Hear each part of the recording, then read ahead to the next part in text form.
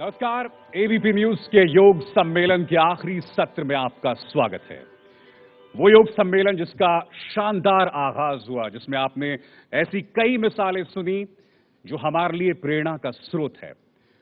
तो जब आगाज इतना शानदार हुआ है तो अंजाम भी शानदार होगा।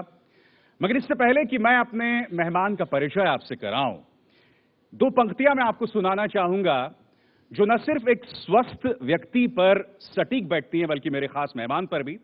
और वो पंक्तियां कुछ इस तरह से हैं कि मौजों के इत्तेहाद का आलम ना पूछिए, मौजों के इत्तेहाद का आलम ना पूछिए, कतरा उठा और उठ के समंदर उठा लिया। जी हां, जो व्यक्ति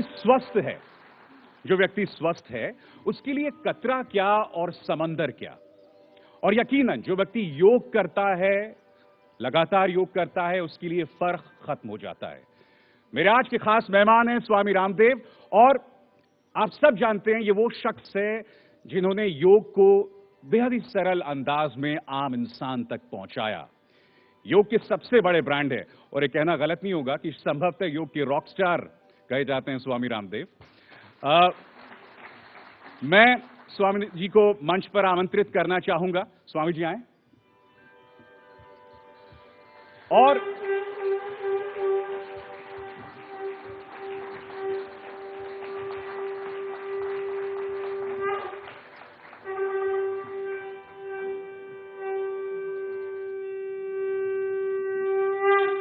स्वामी जी स्थान ग्रहण करें।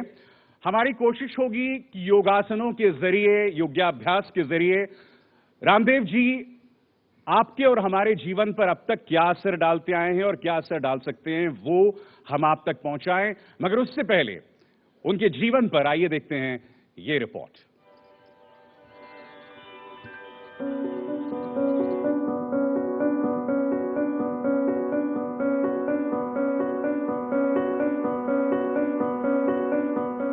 तन पर भगवा कपड़े, पैरों में खड़ाऊ। दुनिया को योग की सरल भाषा सिखाते रामकृष्ण यादव को योग ने ही बना दिया योग गुरु बाबा रामदेव। 50 साल के बाबा रामदेव का जन्म हरियाणा के महेंद्रगढ़ में हुआ था। बचपन में ही शहीद भगत सिंह, राम प्रसाद बिस्मिल की तस्वीरें देखकर रामदेव क्रांतिकारी बनने की सोचा करते थे। किसे पता था कि रामदेव एक दिन देश में योग की क्रांति लाएंगे। यूं तो बाबा रामदेव से पहले महर्षि महेश योगी और अयंगर जैसे योग गुरुओं ने दुनिया भर में योग का डंका बजाया, लेकिन योग को देह, स्वास्थ्य और सौंदर्य से जोड़कर बाबा रामदेव ने योग की जो नई पैकेजिंग की है, उसने उन्हें देश विदेश में घर घर तक पहुंचा दिया है। आज बाबा रामदेव योग के ब्रांड एम्बेसडर बन गए हैं। यूं तो बाबा रामदेव ने खेत और खलियान से लेकर हिमालय के बियाबान तक योग का एक लंबा सफर तय किया है, लेकिन उनका योग हिमालय की गुफाओं और कंदराओं में छिपा नहीं रहा, बल्कि टेलीविजन के रुपहले पर्दे पर उतरकर आम आदमी के बेडरूम तक भी जा पहुंचा। बाबा रामदेव का प्राणायाम, अनुलोम विलोम और कपालभाति आसन आज घर घर में लोग जानते हैं। आज भी भारत योगियों का, ऋषियों का देश है, और सच में जिस तरह से दुनिया जिन रोगों के दौर से गुजर रही है, तनाव और हिंसा के दौर से गुजर रही है, उसके लिए योग ही एक स्वास्थ्य, सुख और समृद्धि का मार्ग है। करीब 20 साल पहले बाबा रामदेव ने गुजरात में शिविर लगाकर योग सिखाने की शुरुआत की थी। साल 1995 में ही जब बाबा रामदेव सन्यासी बने थे, तब उनके योग गुरु शंकरदेव महाराज ने हरिद्वार में उन्हें और उनके दो दोस्तों बालकृष्ण और कर्मवीर के साथ मिलकर दिव्य योग ट्रस्ट की स्थापना की थी। दिव्य योग ट्रस्ट उन दिनों हरियाणा और राजस्थान के शहरों में हर साल करीब 50 योग कैंप लगाता था। उन दिनों बाबा रामदेव को अक्सर हरिद्वार की सड़कों पर स्कूटर चलाते देखा जाता था। साल 2002 में गुरु शंकर देव की खराब सेहत के चलते बाबा रामदेव दिव्य योग ट्रस्ट का चेहरा बने, जबकि उनके दोस्त बालकृष्ण ने ट्रस्ट के फाइनेंस का जिम्मा संभाला और कर्मवीर को ट्रस्ट का प्रशासक बनाया गया था। इसके बाद से ही गुरुकुल के जमाने के ये तीनों दोस्त पतंजलि योगपीठ के आर्थिक साम्राज्य को आगे बढ़ा रहे हैं और देश ही नहीं विदेश में भी पतंजलि योगपीठ का परचम लहरा रहे हैं। ब्रिटेन, अमेरिका, नेपाल, कनाडा और मॉरिशस में पतंजलि योगपीठ की 2-2 शाखाएं हैं। तो रामदेव जी हमारे बीच में हैं। हम आपको बता दें कि हम ये चाहेंगे कि ये जो हमारा सत्र है वो संवाद का सत्र है। जो यहाँ मौजूद हैं वो अपने सवाल रामदेव जी से रखें। मगर सबसे पहले रामदेव जी मैं आपसे पूछना चाहूंगा, ये सफर बहुत आसान नहीं रहा होगा। मुझे पूरा भरोसा है कि जब आपने इसकी शुरुआत की होगी तो आपको कई वक्त उपहास का सामना करना पड़ा होगा, कठिनाइयों का सामना करना पड़ा होगा। तो ये कितना मुश्किल रहा है इस सफर ये आपके लिए?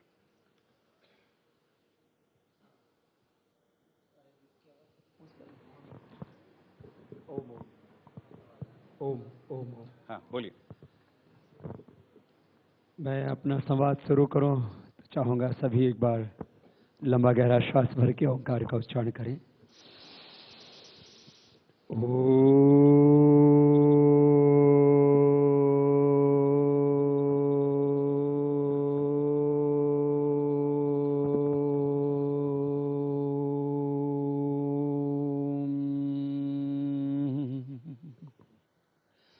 हम जब भी योग प्रारंभ करते हैं तो ये डिवाइन साउंड है ओंकार का, इसको उच्चारण करके फिर हम योग की क्रियाएं प्रारंभ करते हैं।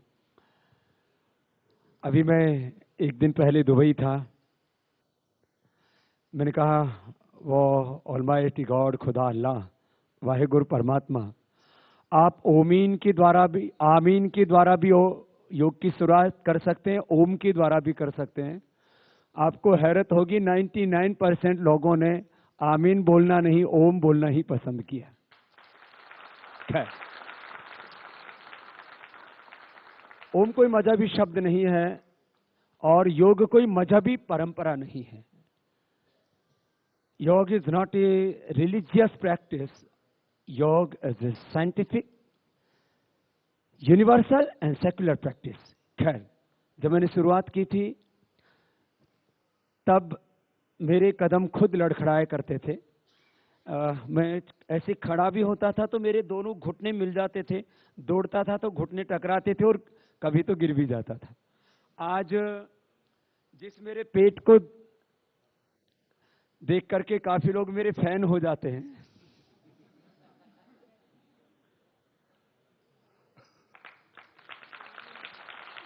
और जब मैं इसको घुमाता हूं तो बहुत से लोग झूमने लगते हैं।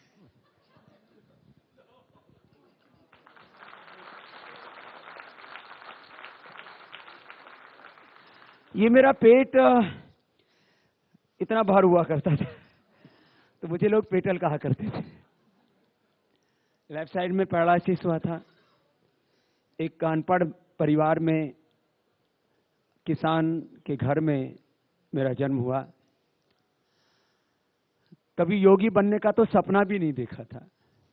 हाँ, किताबों में पढ़कर के योग के कुछ आसन सीखे थे। तभी से मैं शीर्षासन, मयूरासन और मयूर चाल चलना, हाथों के बल चलना, ये मैं बचपन से करता रहा।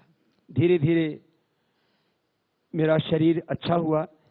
जो मेरे पहले घुटने मिला करते थे उनमें एक जो आदर्श रूप से शरीर की स्थिति होनी चाहिए वो स्थिति बन पाई। मैं गुरुकुल में आ गया उसके बाद, क्योंकि मुझे मैकाले की शिक्षा पद्धति से नहीं पढ़ना था। व्याकरण शास्त्र पढ़ा, दर्शन, वेद, उपनिषद पढ़े, आयुर्वेद शास्त्र का अध्ययन किया। फिर जब योग कराना शुरू किया तो 2 सबसे बड़ी चुनौतियां थी। एक तो यह था कि योग के बारे में कोई जागृति नहीं थी, और दूसरा जब लोगों ने योग को स्वीकार करना शुरू किया तो मैं किसी का नाम नहीं लूंगा, अधिकांश योग गुरुओं ने मेरी आलोचना की कि योग समूहों में कतई नहीं करवाया जा सकता। अब मैं, आज बहुत पवित्र दिन है इसलिए उनके बारे में कोई टिप्पणी नहीं करूंगा। उन लोगों ने कहा कि नहीं, योग तो 10-20 लोगों को ही करवाया जा सकता है। मैंने कहा भाई इसमें क्या दिक्कत है? 10 आदमी श्वास लें या 1000 लें या लाख लें, कल भी हम करीब 1 लाख लोगों को ये योग की क्रियाएं कराने वाले हैं, और आज तक मैंने करोड़ों लोगों को योग करवाया है। मेरे शिविर में एक भी व्यक्ति की कोई हानि नहीं हुई।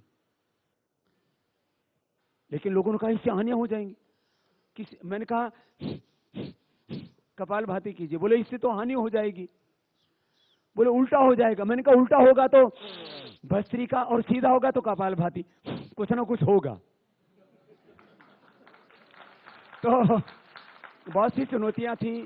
मैं किसी योगी खानदान में पैदा नहीं हुआ, जिसको वर्तमान में जो स्थापित खानदान थे, योग घराने थे, जैसे संगीत के घराने हैं, क्रिकेट के घराने हैं, अलग अलग क्षेत्रों की राजनीति के घराने, ऐसे योग और अध्यात्म की दुनिया में भी घराने थे। हम किसी ऐसे घराने में पैदा नहीं हुए, एक सामान्य घर में पैदा हुए चले, और इस देश के करोड़ों लोगों ने मुझे योगी बना दिया। सबको शुक्रिया।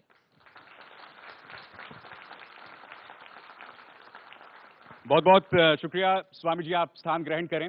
और हमारा मकसद अब इस सत्र में यह है कि हमने इसे अलग अलग विषयों में बांट दिया है, और उस पर हम चाहेंगे कि रामदेव जी हमें न सिर्फ आसन करके बताएं, बल्कि आप यहां जो लोग मौजूद हैं उनके भी जो जो सवाल हैं उस विषय से वो स्वामी जी से सवाल कर सकते हैं। और जो पहला विषय है, जो मेरे ख्याल से हम सब उससे ग्रसित हैं, वो है स्ट्रेस, तनाव। और तनाव देखिए कई तरीके से आता है। गुस्सा, इसके अलावा आत्मविश्वास की कमी के तौर पर। तो सबसे पहले तो रामदेव जी मैं आपसे पूछना चाहता हूं, स्ट्रेस के कई रूप हैं, मगर युवा बहुत यहां मैं देख रहा हूं, और उनमें एक बहुत बड़ी समस्या गुस्से को काबू में रखने की है, एंगर मैनेजमेंट को लेकर है। आप अपनी तरफ से कौन से आसन बताना चाहेंगे? स्ट्रेस मैनेजमेंट के लिए, एंगर मैनेजमेंट के लिए, हाइपरटेंशन के लिए, हार्ट और नर्वस सिस्टम के लिए सबसे बेहतर 3 प्राणायाम है। एक है अनुलोम विलोम,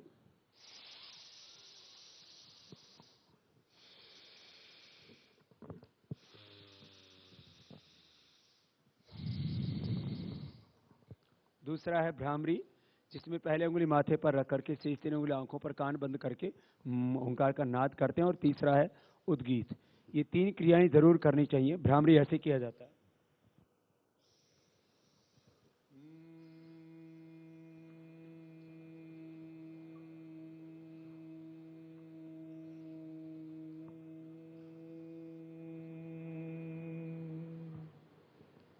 और उद्गीत में तो हम ओंकार का गायन करते हैं।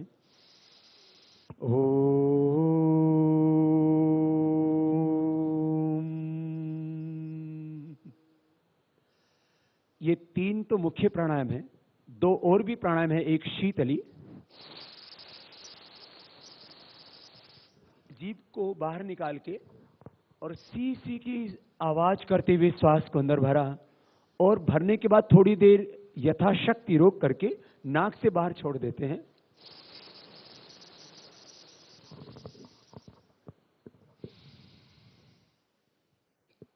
बिना रोके भी छोड़ सकते हैं। एक शीतकारी, दांतों के पीछे जीभ लगा लेते, मुंह से श्वास अंदर भरते हैं। आप लोग भी करके देख सकते हैं। तो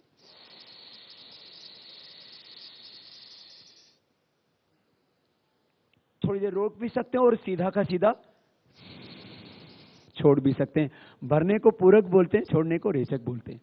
तो ये 3 से 5 क्रियाएं यदि कर ली जाएं तो मैंने देखा है बीपी क्योर हो जाता है, और प्रोलैक्टिन, कार्टिसोल, एसीटीएच डाउन आ जाते हैं। हमने इस पर क्लिनिकल कंट्रोल ट्रायल किए हैं, और क्लिनिकल कंट्रोल ट्रायल उसको बोलते हैं। कुछ लोगों को योग करवाया, कुछ लोगों को नहीं करवाया, एक इन्वायरमेंट में रखा, और उसमें जो है पूरा एसजीपीजीआई लखनऊ और पतंजलि ने मिलकर के ये ट्रायल किया था। प्रोलैक्टिन, कार्टिसोल, एसीटीएच एकदम बिलो नॉर्मल, जिसको स्ट्रेस हार्मोन्स बोलते हैं, बैड हार्मोन्स बोलते हैं, और गुड हार्मोन्स बीटा एंडोर्फिन, इनकैफ्रिन, वो बढ़ गए। और ये मात्र 9 दिन में हुआ, और ये साइंटिफिक वर्ल्ड में पहली घटना थी। इसलिए मैं ये एविडेंस के साथ बोल रहा हूं कि प्राणायाम करने से स्ट्रेस कम होता है, और स्ट्रेस जिन कारणों से बढ़ता है वो कारण दूर होते हैं। इसलिए स्ट्रेस के लिए, हाइपरटेंशन के लिए और एंगर के लिए ये बहुत अच्छा अभ्यास है। अच्छा, ये तनाव होता क्यों है, मुझे बताइए। तनाव की वजह से तो बहुत कारण है, 2-3 कारण बता देता हूं। एक तो जिसने कर्ज ले रखा हो, दूसरा जिसने पंगा ले रखा हो। यदि पंगा जानबूझ के लिया हुआ है तो नहीं होगा। तीसरा, व्यक्ति के सामने बहुत सारी चुनौतियां, चैलेंजेस होते हैं, बहुत सारे क्राइसिस होते हैं, और उसके बीच में बेटर परफॉर्मेंस के लिए आदमी के ऊपर एक दबाव होता है। उस समय आदमी अपने आप को नहीं संभाल पाता। वैसे योग तो यह है कि हम अपने स्वरूप में रह करके अपने स्वधर्म का पालन करें तो ये दिक्कत नहीं आती है। तो ये 3 बड़े कारण हैं। बाकी तो महंगाई, बेरोजगारी, गरीबी, आपस में तू मैं, जिसकी शादी नहीं हो रही है तो शादी न होने के कारण से तनाव हो सकता है। सबके लिए नहीं है ये बात। किसी को शादी के कारण से तनाव हो जाता है, तो बहुत से कारण होते हैं। अब हमारे अशोक जी जैसे हो सकता है शोक में न डूबे हो। वैसे पंगे की आपने बात की, 16 मई 2014 से पहले भी आपने कुछ लोगों से पंगे लिए हुए थे, इसलिए आजकल आप कम स्ट्रेस में दिखाई देते हैं। सच है। खैर, चलिए सवालों का सिलसिला शुरू करता हूं और मैं जानना चाहता हूं लोगों के अगर कुछ सवाल हैं। जी सर, आपका सवाल। सर, मेरा ये प्रश्न है कि ओम शब्द क्या सेकुलर नहीं है? देखिए, सेक्युलर शब्द है और एक रिलीजियस शब्द है। तो ओम शब्द तो सेक्युलर है ही। तो मैंने बोला एक रिलीजियस वर्ड है, कोई पांथिक शब्द नहीं। एक है मत, पंथ, संप्रदाय। तो बियॉन्ड द रिलीजन दरअसल ये अंग्रेजी शब्द का एक बहुत मिथक है, बहुत बड़ा भ्रम है ये।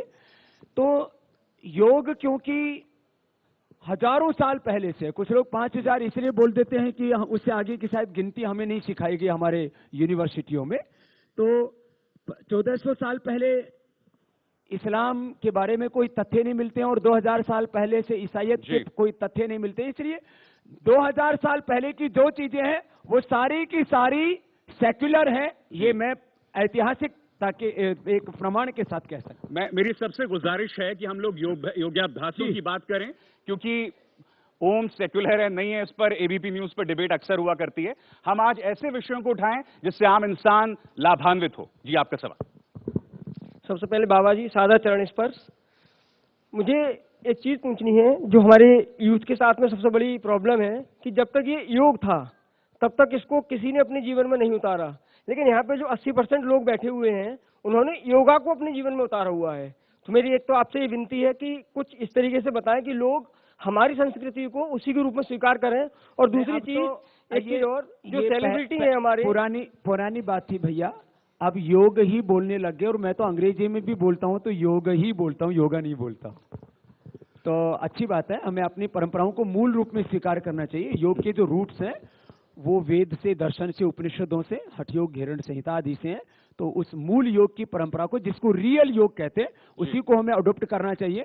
पश्चिम से आयातित योगा हमको नहीं चाहिए। चलिए, अब हम रुख करते हैं अपने अगले विषय का और बात करते हैं उन बीमारियों की जो अक्सर लोगों को आराम से हो जाती हैं और जब आपके रिजल्ट्स आते हैं तब आप हैरान हो जाते हैं कि भाई ये चीजें हो सकती हैं। मसलन मधुमेह यानी कि शुगर, थायराइड का बड़ा होना, यूरिक एसिड का बड़ा होना, ये तमाम चीजें हैं जिससे आम इंसान परेशान है।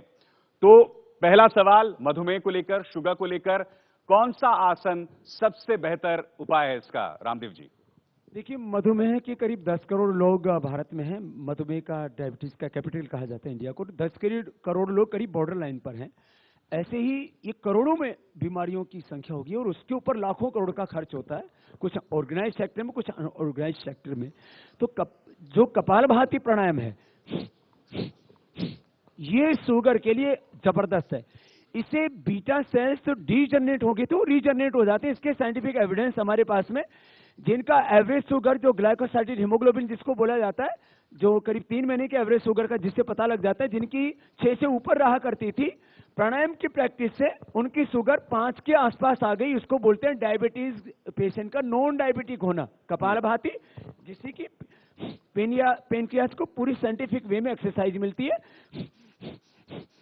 दूसरा, ऐसे तो कई आसन है, मैं संक्षेप में बताना चाहूंगा। एक है मंडूक आसन। मंडूक आसन में दोनों मुट्ठियां बांध करके नाभि के दोनों ओर लगा लेते हैं और श्वास बाहर छोड़ के आगे झुकते हैं, तो इसमें पेनक्रियाज में आकुंचन और प्रसारण होता है, उससे पेनक्रियाज की गति व्यवस्थित हो जाती है। और मधुमेह के बहुत से कारण है, मेन कारण पेनक्रियाज है। तो श्वास बाहर छोड़ के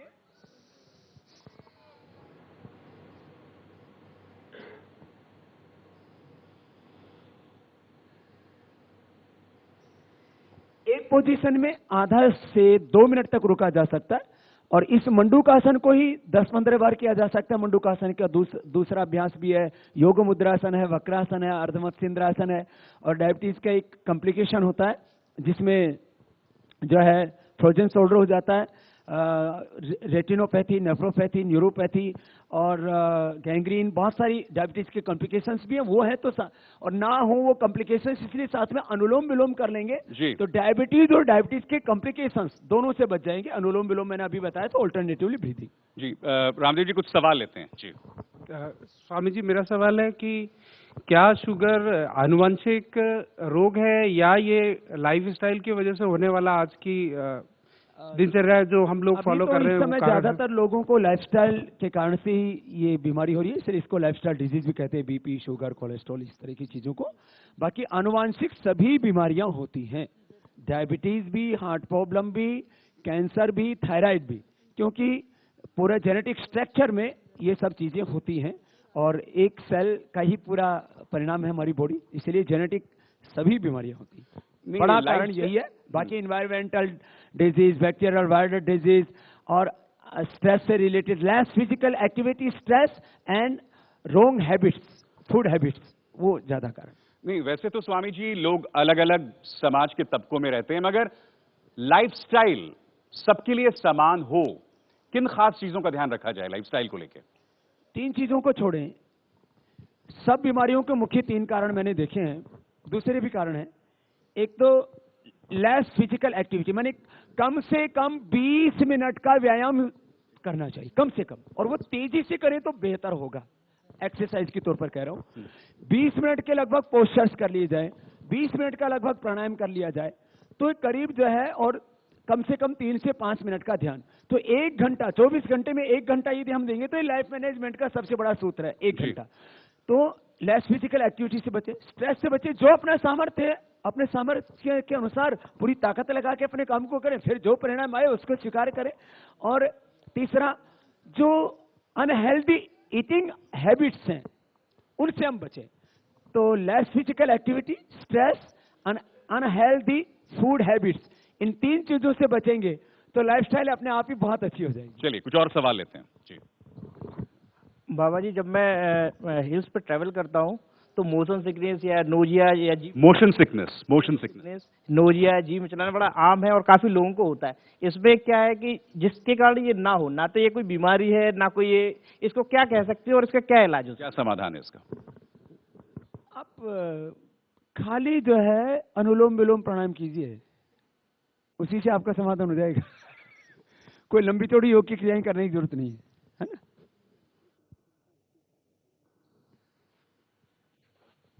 योग के 3 पक्ष हैं अभिसार भाई। एक है योग का दार्शनिक पक्ष, इसको लेकर के मुझे लगता है ज्यादा भ्रांतियां नहीं है। एक है योग का व्यवहारिक पक्ष, एक योगी का आचरण में शुचिता होनी चाहिए। जो ज्यादा प्रॉब्लम आती है योग की, जो ये प्रैक्टिस की जाती है ना, 1-2 घंटे के लिए, आधा घंटे के लिए, उसमें लोगों ने भ्रमाया हुआ है लोगों को। कोई कहता है ये करो, कोई कहता है ये करो, कोई कहता है ये करो, ये योग अच्छा है, ये योग अच्छा है, ये योग अच्छा है। इसमें थोड़ी लोगों की दुकानदारी थोड़ी गड़बड़ा जाती है। चलिए अगला सवाल लेते हैं। कुछ लोगों का मेंटली लेवल कम होता है, जैसे आईक्यू कम होता है, क्या उसे योगा से ठीक कर सकते हैं? इसमें मेंटली रिटायर्ड हजारों बच्चों पर हमने अलग अलग जगह पर ये प्रयोग किए हैं और उसमें निश्चित रूप से फायदा होता है। योग की जो मूल अवधारणा की हम बात करें, बीमारियों का मिटना, स्ट्रेस कम होना, माने रोग मुक्त, तनाव मुक्त जीवन, ये तो नशादी छूटना, गलत आदतों से छूटना, ये तो योग के जैसे कहते हैं ना 1-2 स्टेप हैं ऐसे। योग का बड़ा फायदा क्या है? हमारे भीतर अनलिमिटेड नॉलेज, अनलिमिटेड पावर, असीम ज्ञान, शक्ति, सामर्थ्य, योग से वही जागृत होता है। ये योग का बड़ा फायदा है। तो ऐसे बच्चों पर हमने प्रयोग किया और दूसरों पर भी प्रयोग किया, सामान्य लोगों पर भी जिनका आईक्यू लेवल कम था, मेमोरी वीक थी, जिनकी स्मरण शक्ति में कमी आ रही थी, और स्वयं पर भी हमने प्रयोग किया। मैंने ऐसे करीब 10,000 से ज्यादा सूत्र मंत्र आदि याद किए। इनको फायदा उठाना हो फायदा उठाते रहे, क्योंकि कुछ लोग जो है उनको एक वाक विलास का एक चस्का होता है, वो करते रहे। कपालभाति करके आप अपनी गांठ कहीं कहीं भी ठीक कर सकते हैं, चाहे वो बेनाइन हो या मैलिग्नेंट हो। एबीपी न्यूज पर आप देख रहे हैं योग सम्मेलन, और हम जो लोगों को समस्याएं हैं उसका समाधान रामदेव जी के जरिए ढूंढ रहे हैं, उनके योगाभ्यासों के जरिए ढूंढ रहे हैं। रामदेव जी, ब्रेक में जाने से पहले आपने शीर्षासन करके दिखाया उस बच्चे को, खासकर हाइट के लिए। अगर आप एक बार फिर उस योगाभ्यास को हमारे लिए करके दिखाएं। बच्चों के लिए था ना, ये बच्चे तो ये भी कर लेंगे ना।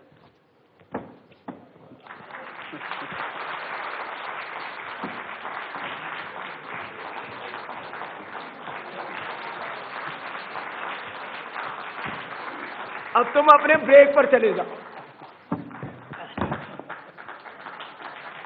तो ये बच्चों वाला। चलिए, एक और सवाल जी। नमस्कार। मेरा सवाल है कि जैसा आपने गुस्से के बारे में बताया था, गुस्से को मेंटेन करने में, वैसे ही जब मैं गुस्सा करता हूँ तो मतलब चिल्लाता हूँ, तो कौन सा ऐसा प्राणायाम बताएं कि चिल्लाना बंद हो जाए? बिल्कुल। तो उस समय मुंह बंद कर लिया करो, और मुंह बंद करके लंबा सांस लिया करो। और आप ये प्रयोग एक बार करके देखना, आपको मजाक लगेगा। मुंह बंद करके ऐसे लंबा सांस लेना, लंबा सांस लेने से गुस्सा अपने आप खत्म हो जाता है। ये बहुत अच्छा तरीका है, कल से करके देखना। मैं काफी बच्चे हैं और उनके जहन में काफी जिज्ञासा है। बेटा, आपका कोई सवाल है? स्वामी जी, जब मैं पढ़ती हूँ तो मेरा मन तो बहुत करता है, लेकिन मेरा जो माइंड होता है वो डाइवर्ट हो जाता है फोन में, तो मैं क्या करूँ? किसमें डाइवर्ट होता है? किसमें डाइवर्ट होता है? जहां भी डाइवर्ट होता हो, देखो एक बात सुनो, हमें लाइफ में कुछ प्रिंसिपल्स बनाने चाहिए। जो करें उसमें पूरे खो करके करें। अभी जैसे मैं अभी योग कर रहा हूं या आपसे बात कर रहा हूं, तो मैंने अपने आप को इसमें पूरा समाहित किया हुआ है। इस समय मुझे जरा भी कोई इस बात की परवाह नहीं है कि पतंजलि योगपीठ में क्या हो रहा है, कल 1 लाख लोगों का कार्यक्रम होना, उसका क्या हो रहा है, अभी बाहर अभी बरसात हो जाएगी तो क्या होगा। अरे वो जब होगा तब देखेंगे। जिस समय जिस काम को कर रहे हो उसमें पूरे खो जाओ, आपको जिंदगी में सफलता मिलेगी हर क्षेत्र में। ये योग का सिद्धांत है, इसको कहते हैं एकाग्रता। एकाग्रता, कंसंट्रेशन। तो एकाग्र होके, समाहित होके, मन लगा के, दिल लगा के करो हर काम को। पढ़ो, खेलो, जो करो उसको पूरे होकर के करो, खो करके करो। रामदेव जी, आप एक बात को मानेंगे कि जो बच्चों के सवाल हैं उसका वास्ता उनके माँ बाप के साथ भी है। मैं एक और सवाल लेना चाहूंगा। बेटा, आपका क्या सवाल है? स्वामी जी, भगवत गीता में भगवान कृष्ण ने अर्जुन को योग पर एक श्लोक बोला है, मैं वो कहना चाहता हूँ। जरूर। बुद्धि युक्तो जहातिह उभे सुकृत दुष्कृते तस्माद योगाय युज्यस्व योगः कर्मसु कौशलम। क्या बात है, जोरदार तालियां। बुद्धि युक्तो जहातिह उभे सुकृत दुष्कृत योगः कर्मसु कौशलम। ये मैंने कहा उसको संस्कृत में उसने इमीडिएटली ट्रांसलेट कर दिया, संदर्भ के साथ, गीता के एविडेंस प्रमाण के साथ। जो मैं कह रहा था उसका यही मतलब है। वैसे कुशलता शब्द अंग्रेजी में आजकल स्किल भी बोला जाता है, लेकिन कुशलता, skill, this is a one part of कौशल। जो स्किल जिसको बोला जाता है वो एक पार्ट है। Science, technology, skill and hard work, ये सब मिलाकर के कुशलता ये होता है। अब इतने शब्दों का एक साथ अंग्रेजी में ट्रांसलेशन मिलता नहीं, तो ये कुशलता इसको कहते हैं कि हम जो करें उसमें साइंटिफिक अप्रोच होनी चाहिए, साइंस और टेक्नोलॉजी का हम यूज करें और उसमें पूरे खो जाएं, अपना कुछ भी बचा के नहीं रखें। वो योगा कर्मसु कौशलम। बहुत अच्छा जी। अगला सवाल। स्वामी जी प्रणाम। इंटरनेट, मोबाइल, टीवी की वजह से बच्चों में एकाग्रता की कमी आ रही है, उनकी याददाश्त कमजोर हो रही है। उसके एडिक्शन को कम करने के लिए कोई योग या प्राणायाम की शैली? अधिकतर माँ बाप की ये समस्या है। देखिए, पहले तो माँ बाप सुधर जाएं। बच्चे हमारा अनुकरण करते हैं। दरअसल माँ बाप यदि मोबाइल के उनको एडिक्शन है, टीवी का एडिक्शन है, माँ बाप जो करते हैं ना बच्चे उसको करते हैं। इसलिए माँ बाप बहुत ध्यान रखें, वो इन चीज़ों को मेंटेन करेंगे तो बच्चे अपने आप मेंटेन कर लेंगे। और एडिक्शन तो एक बहुत बड़ा शब्द है हमारे योग में, अभ्यास। जैसा हमारा अभ्यास होता है, अर्थात जिस काम को हम बार बार करते हैं वैसे ही हमारा स्वभाव हो जाता है, वैसे ही हमारा अभ्यास हो जाता है, नेचर हो जाता है, हॉबी हो जाती है। तो गलत चीजों को एक बार भी मत करो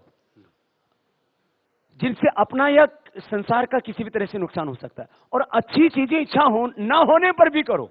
यह अभ्यासों को चेंज करने का एक बहुत अच्छा उपाय है। चलिए अगला सवाल। नमस्कार बाबूजी, मैं ये पूछना चाहती हूँ कि जो 55 और 60 के बीच की महिलाएं हैं उनको स्पॉन्डिलाइटिस, लोअर बैक, घुटने, इन सब में दर्द हो जाता है, उनसे निपटने के लिए कौन सा आसन आप बताएंगे? इसके लिए एक तो पुनर्जन्म है तो उसमें तो पूरा ही नया मिल जाता है। खैर ये तो मैंने थोड़ा विनोद किया क्योंकि ये भी एक योग है। दूसरा जो है, ये जो डिजनरेशन उसको कैसे रोके, ये डिजनरेशन से सब होता है। तो एक तो योगाभ्यास करें, तो योगाभ्यास करने से ऑटोमेटिकली गर्दन का दर्द, घुटनों का दर्द, कमर का दर्द कम होगा। घुटनों के दर्द के लिए एक ये अभ्यास है, ऐसे घुटनों को खींचना छोड़ना ऐसे। और इंटरनल तो प्राणायाम से होगा, हार्डवेयर बाहर की एक्सरसाइज से, सॉफ्टवेयर तो प्राणायाम और मेडिटेशन से ठीक होगा। कंधों के लिए अभी बताया था मैंने, ऐसे दोनों हाथों को ऐसे घुमाना। गर्दन के लिए ये आगे पीछे दाएं बाएं ऐसे ये घुमाने वाले अभ्यास हैं, इनको करना तो इससे असर पड़ेगा। स्वामी जी हमारे बीच बहुत ही प्रतिभाशाली संगीतज्ञ हैं, गायक हैं, मालिनी जी तो हैं ही यहाँ पर, हमारे साथ शंकर जी भी हैं यहाँ पर, और उनके भी अपने कई सवाल होंगे। शंकर जी आपका कोई सवाल? आपके चरणों में प्रणाम, कोटि कोटि प्रणाम।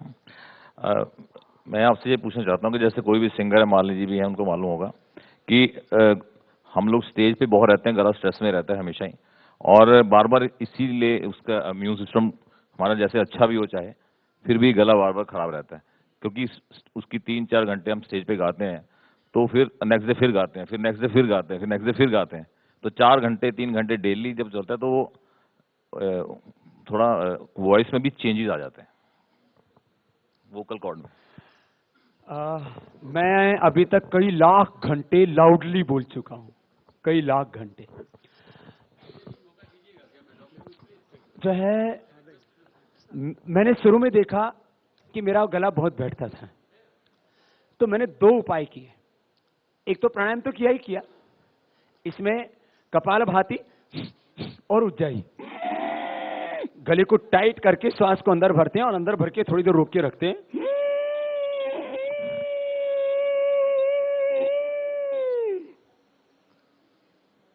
और अंदर रोक के यथाशक्ति से दाएं नाक को बंद करके ऐसे छोड़ते हैं। ये 2 तो उपाय गले के लिए। एक गले के लिए पॉइंट होता है, यहां से दबाना अंगूठे के नीचे से, ये यहाँ। और मैंने ठंडा पानी पीना बंद कर दिया, आज करीब 20 साल हो गए, मैं ठंडा पानी कभी नहीं पीता। और एक है मुलेठी में प्रयोग करता हूं। एक बार तो कुछ लोगों ने मेरे बारे में यह अफवाह फैला दी, बोले बाबा जी तंबाकू खाते हैं क्योंकि अब जब गले से इतना काम लेना पड़ता है तो ये मुलेठी जो है, ये तो अभिशार आप लोगों के लिए, कभी कभी न्यूज पढ़ते पढ़ते आप लोग भी खोखला करने लगते हैं। तो ये संजीवनी है हमारे लिए। तो मुलेठी बहुत अच्छी चीज है और सच में गले के लिए इससे बहुत हेल्प मिलती है। तो ऐसे कुछ नेचुरल चीजों का इस्तेमाल किया करें, पानी ठंडा कभी ना पिए, तो निश्चित रूप से गला बहुत अच्छा होगा। और प्राणायाम का अभ्यास तो बहुत जरूरी है सिंगर्स के लिए। तो मैं कहता हूं ये संगीत जो है उनको रूहानियत में, संगीत की रूहानियत में भी लेके जाएगा और आपके गले को 100 साल तक अच्छा बना के रखेगा। प्राण शक्ति का सीधा असर हमारे इम्यून सिस्टम पर और थॉट पर पड़ता है। जी अगला सवाल। स्वामी जी, स्वस्थ शरीर में स्वस्थ मन रहता है, मेरा सवाल मन से है, लेकिन उससे पहले तो मैं आपको सिर्फ एक मुबारकबाद देना चाहूंगा कि 4 परिवार में लोगों को एक आप मंच पे नहीं ला सकते। 200 देशों से ज्यादा आपने आज योग के माध्यम से जोड़ा है। ये भारतवर्ष के लिए गौरव का जन्म है, ये हमारे लिए गौरव है। भारत संस्कृति को आपने किया। मेरा प्रश्न ये है कि आप मुझे बताएं, शरीर के लिए तो आपने बहुत सारे व्यायाम बताए, लेकिन मन के रोगों को दूर करने के लिए, स्वस्थ करने के लिए क्या है उपाय? थोड़ी देर आप सभी लोग शांत होकर बैठ जाएं और श्वासों पर अपने मन को टिकाएं। आपको गॉड, खुदा, अल्लाह, भगवान, वाहिगुरु, अकाल पुरुष, जिस स्वरूप में भगवान के बारे में आपने सुना है, समझा है, या तो उस स्वरूप में, और यदि आपको सुविधा हो तो आप ओंकार का भी ऐसे श्वासों के साथ ध्यान कर सकते हैं।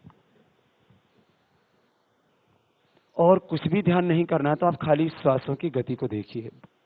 जैसे आप श्वासों को दृष्टा होकर के, साक्षी होकर के देखते हैं, तो श्वास आपके धीमे पड़ जाते हैं और आप अपने स्वरूप में लौटने लगते हैं। इसी को कहा योगश्चित्त वृत्ति निरोधा तदा दृष्टु स्वरूपी अवस्थानम। ये शरीर, ये इंद्रियां, ये मन, बुद्धि, चित्त, इससे परे जो अपना अस्तित्व है उसको आत्मा कहते हैं, और वो स्वरूप से, स्वभाव से ही पूर्ण है। अपरिमित ज्ञान, अपरिमित शक्ति, सुख, समृद्धि, ऐश्वर्य, प्रेम, करुणा, वात्सल्य आदि समस्त दिव्यताएं हमारे भीतर। इसको हम कहते हैं अपनी निजता, अपनी भीतर की पूर्णता। ऐसे 1 मिनट के लिए भी अपनी इस निजता का ध्यान करने से, अपने स्वरूप का ध्यान करने से हम बाहर के वेगों में बहने से बच जाते हैं। हमें एहसास होता है कि हमें किसी प्रकार की अपूर्णता नहीं है, और जो स्वयं को पूर्ण अनुभव करता है, फिर वो बाहर की सत्ता, संपत्ति, सम्मान, भौतिक सुखों और बाहर के संबंधों से पूरा नहीं होना चाहता। वो अपनी पूर्णता में रहता हुआ, अपने स्वरूप में रहता हुआ अपने स्वधर्म का निर्वहन करता है। ये इतना सा ध्यान यदि 1 मिनट 2 मिनट का कर लिया जाए और इस अभ्यास को 1 2 3 बार दिन में दोहरा लिया जाए, तो हम अपने स्वरूप से जुड़े रहेंगे। ये योग का आध्यात्मिक पक्ष है जी। और इसका कोई भी व्यक्ति अभ्यास कर सकता है। इसके लिए किसी को साधु बाबा बनने की जरूरत नहीं, कोई संबंध विच्छेद करने की आवश्यकता नहीं कि गृहस्थ बन गए तो फिर कुछ लोग गृहस्थ बनने के बाद संबंध विच्छेद करते हैं। ऐसे 1 2 मिनट के लिए ऐसे अपने स्वरूप में हम लौटने का अभ्यास आंखें बंद करके भी कर सकते हैं, और ये चिंतन के स्तर पर आंखें खोल करके भी कर सकते हैं। तो ये आध्यात्मिक रूप से अपने स्वरूप में अवस्थित होने का, जिसको गीता में भगवान श्री कृष्ण ने कहा योगस्थः कुरु कर्माणि संगम त्यक्त्वा धनंजय सिद्ध सिद्धो समभूत्वा समत्वम योग उच्यते। ऐसा हम जिंदगी जी सकते हैं। ये योग का आध्यात्मिक और व्यवहारिक पक्ष। वैसे रामदेव जी, पत्रकार जो है वो सिर्फ तनाव देते नहीं है, उन्हें भी तनाव होता है। ऐसे एक पत्रकार मेरे साथ है, उनका एक सवाल है। आपके लिए सबसे बड़ा सवाल है।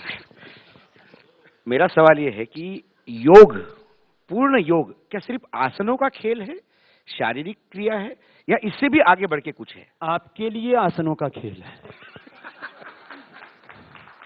आपका मुझे कम से कम 30 किलो वजन कम करना है, ये मैं 2 महीने में कर सकता हूं, चैलेंज के साथ। समय बताइए, चैलेंज स्वीकार करता हूं। परसों से मेरे साथ चलिए। नहीं, वैसे शवासन बहुत अच्छा करता है। और सुनिए महाराज जी, मैं ऐसे जो अशोक भाई ने एक प्रश्न पूछा उसका उत्तर दे देता हूं। योग केवल आसन नहीं है, योग केवल प्राणायाम नहीं है, योग केवल ध्यान नहीं है। यदि श्री अरविंद के शब्दों में कहा जाए, और गीता के शब्दों में भी वही बात है, संपूर्ण जीवन ही योग है। इसलिए जीवन के हर पहलू को दिव्यता से जीना। इसलिए मैं पहले इस बात को कह चुका था, माने आपकी वाणी, व्यवहार, आचरण, स्वभाव, पूरा जीवन दिव्यता से युक्त हो। ये तो योगी का आचरण हो गया। फिर 1 घंटे की जो योगा प्रैक्टिस है, उसके लिए आपको कुछ ना कुछ एक तरीका बनाना पड़ता। उसके लिए मैंने कहा था 20 मिनट का व्यायाम, 20 मिनट के आसन, 20-25 मिनट का प्राणायाम, कम से कम 5 मिनट का ध्यान। बाकी तो जीवन की संपूर्ण दिव्यता योग है। इसलिए योग को किसी एक दायरे में बांध करके ना देखें। तो बहुत से लोग इस पर बहुत बहसें करते हैं। कुछ कहते हैं आसन ही योग है, कुछ कहते हैं प्राणायाम ही योग है, कुछ कहते हैं ध्यान ही योग है, कुछ कहते हैं बस निर्वाण मुक्ति ही योग है। अच्छा, हिंदुस्तान में तो जिस किसी से पूछो क्या क्या जिंदगी का अंतिम लक्ष्य क्या है, बोलो मुक्ति।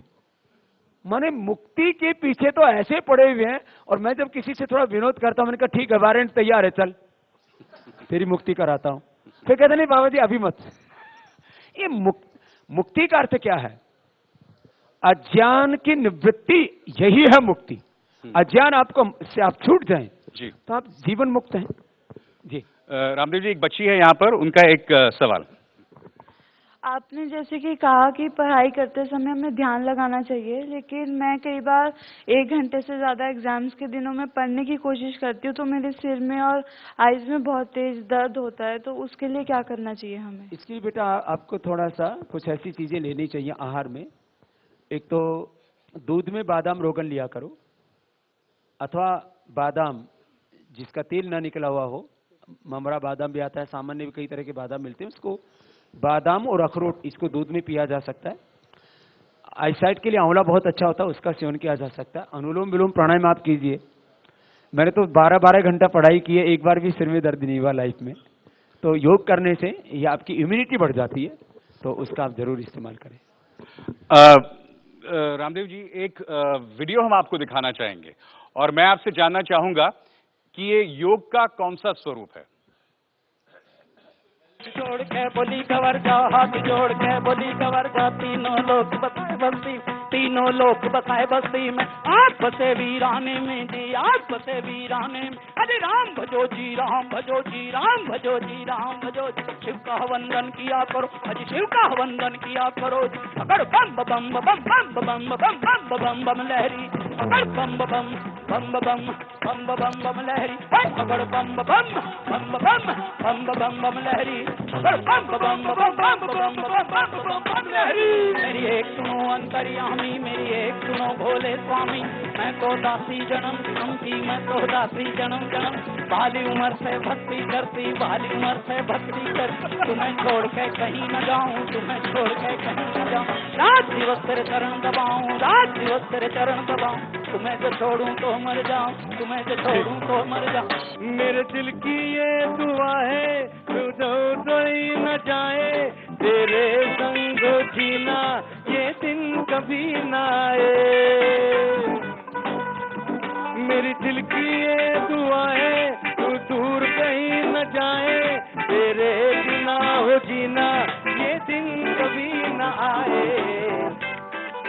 तेरे जीना अच्छा नहीं लगता। तेरे संग मर। रामदेव जी, मैंने कुछ दिनों पहले इंदौर में एक ऐसा आयोजन देखा था। अब शुक्र है कि बाबुल सुप्रियो गा रहे थे, अगर वो बादशाह गा रहे होते तो शायद आप डीजे वाले बाबू पे शायद करना पड़ता आपको। तो ये क्या है, ये क्या आप इसे योग कहेंगे? देखो, मैंने कहा पूरा जीवन ही योग है। हाँ। जो आप प्रसन्नता, एकाग्रता और पवित्रता से कर रहे हैं वो सब कुछ योग है। इसलिए योग को किसी दायरे में मत बांधिए। तो ये नृत्य योग चल रहा था।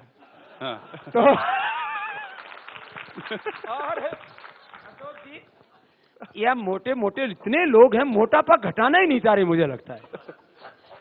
इतनी देर हो गई, किसी ने पूछा ही नहीं मोटापा कैसे घटाएं। मैंने 20-20 किलो के कुल्ले लेके घूमते रहते हैं, 50-50 किलो की टांग लेके घूमते रहते हैं।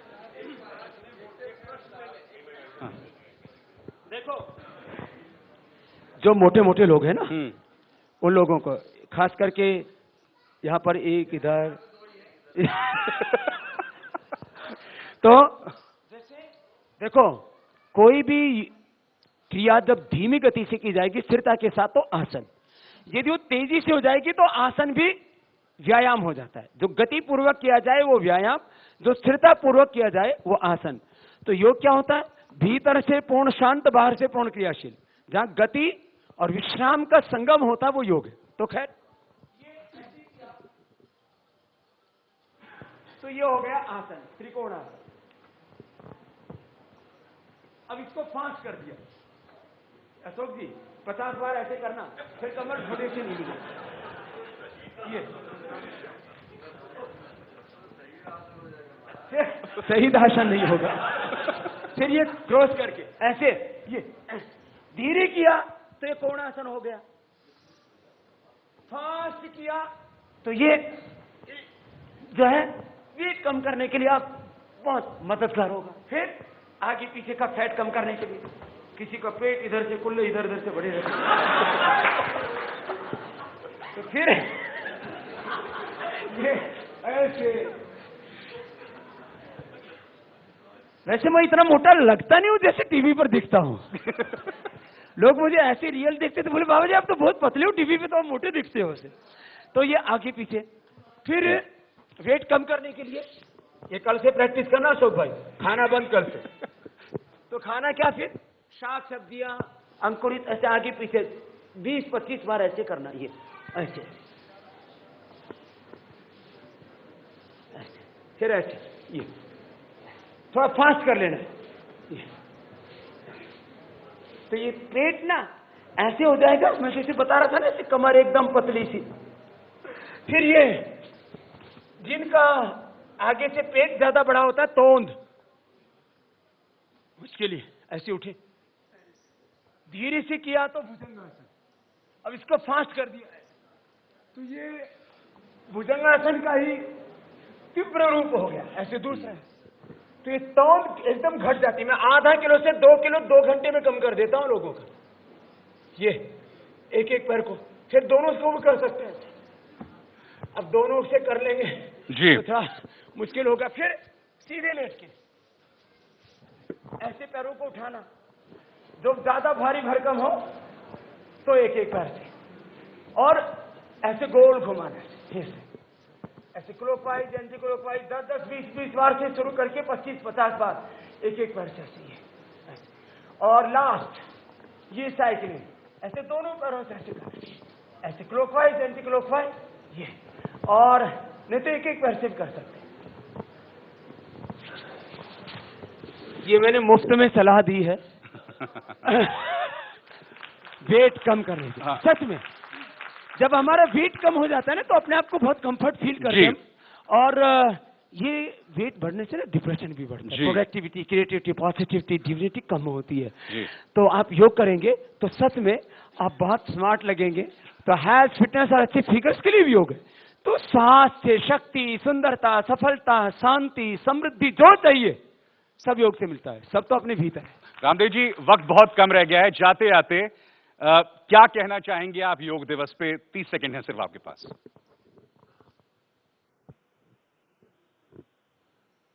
आजादी के 68 वर्षों के बाद देश को एक ऐसा प्रधानमंत्री मिला जो स्वयं भी योग करता है और यूएनओ में योग का प्रस्ताव रख करके 177 देशों के समर्थन से उसे पास करवा करके योग और अध्यात्म को पूरी दुनिया में सम्मान दिलाया। इसके लिए उनको बहुत बहुत शुक्रिया। और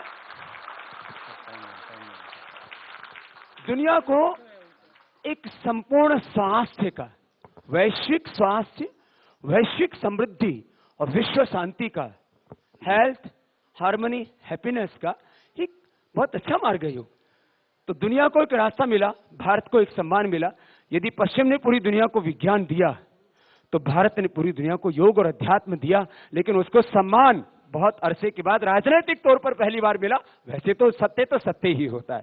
तो ये मैं कहना चाहूंगा और कहूंगा कि सब हर रोज योग करें। खाली 21 जून को अंतर्राष्ट्रीय योग दिवस पर खाली एक दिन योग किया तो बात बनेगी नहीं। योग हमारी जीवन शैली बने तो निश्चित रूप से योग और कर्मयोग करके हम अपने जीवन को, इस देश को बहुत ऊंचाई पर लेकर के जा सकते हैं। इसको फिर से जगत गुरु परम वैभवशाली बना सकते हैं। बहुत बहुत शुक्रिया स्वामी रामदेव, आपने वक्त निकाला। तो योग सम्मेलन में ये था हमारा आखिरी सत्र।